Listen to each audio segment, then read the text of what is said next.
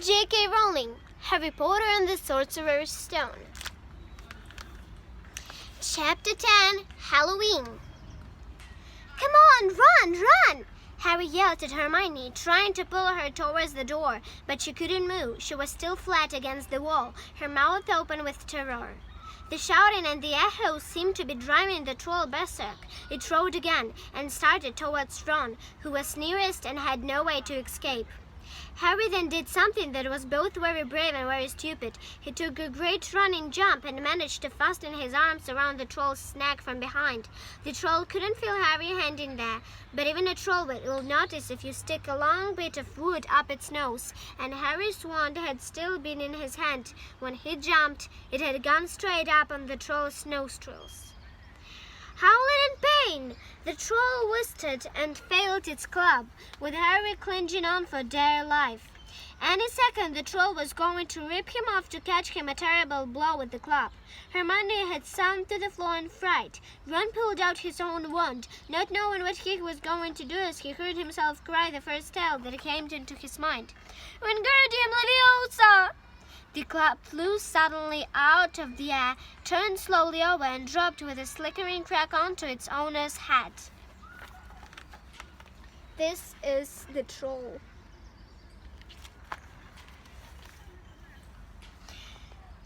The troll swayed on the spot and then fell flat on its face with a hug that made the whole room tremble. Harry got to his feet. He was shaken and out of breath. Ron was standing there with his wand still raised, staring at what he had done. It was Hermione who spoke first. Is it dead?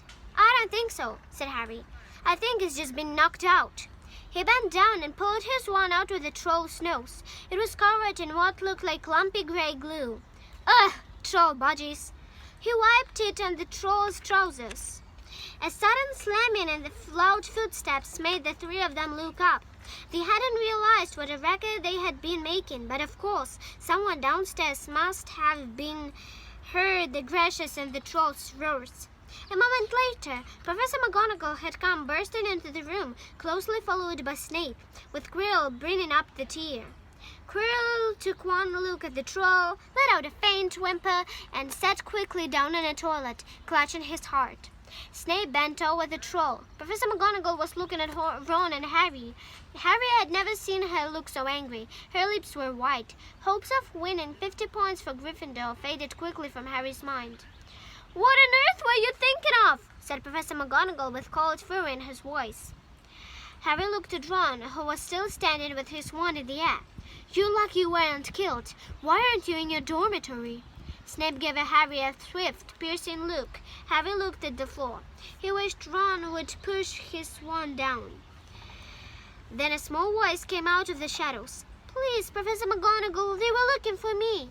Miss Granger! Hermione had managed to get to her feet at last. I went looking for the troll because I thought I could deal with him on my own, because I've read all about them. Ron dropped his wand. Hermione Granger told a downright lie to a teacher. If they hadn't found me, I'd be dead now. Harry stuck his wand up his nose, and Ron knocked it out with its own club. They didn't have time to come and fetch anyone. It was about to finish me off when they arrived. And this is the guide to trolls.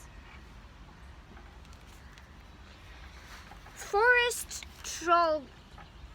Warning, trolls are bad-tempered, ill-mannered, unpleasant creatures with a little intelligence and no personality. They have a fondness for raw flesh and will gladly eat humans. Tiny, a troll brain. This is a troll brain. Inside a troll's mind, the biggest part, food. Little, no speaking. Bigger, kittens. Keep thinking it's Tuesday. Very tiny, violence. Mountain troll. High, 12 feet. Trolls are characterized by their large size and prodigious strength. They possess thick skin of tan-colored horny ground-his or cobbles, which litter the floor of troll caves. Troll clack, often found howling in about trolls. Trollwick, feed on troll earwax. Henry and Ron Ron tried to look as though the story wasn't new to them. Well, in that case, said Professor McGonagall, staring at three of them.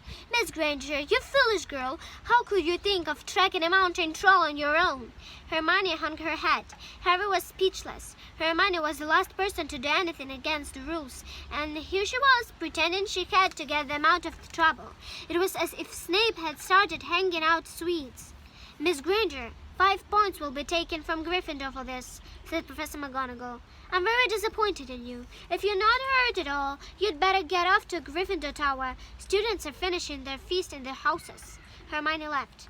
Professor McGonagall turned to Harry and Ron. Well, I still say you were lucky, but not many first years would have taken on a full-grown mountain troll. You each with Gryffindor 5 points. Professor Dumbledore will be informed of this. You may go. They hurried out of the chamber and didn't speak all until they had climbed 2 fields up. It was relief to be away from the smell of the troll, quite apart from anything else. We should have got more than 10 points, Ron grumbled. 5. You mean once she's taken off Hermione's? Good of her to get us out of trouble like that, Ron admitted. Mind you, we did save her. She might not have needed saying if she hadn't logged the thing in with her, Harry reminded him. They had reached the portrait of Fat Lady. Big Snout! They sat and entered. The common room was packed and noisy. Everyone was eating the food that had been set up. Hermione, however, stood alone by the door waiting for them. There was a very embarrassed pose. Then, none of them looking at each other, they all said thanks and hurried off to get plates. But from that moment on, Hermione Granger became their friend. There are some things you can't share without ending up liking each other, and knocking out a 12-foot mountain troll is one of them.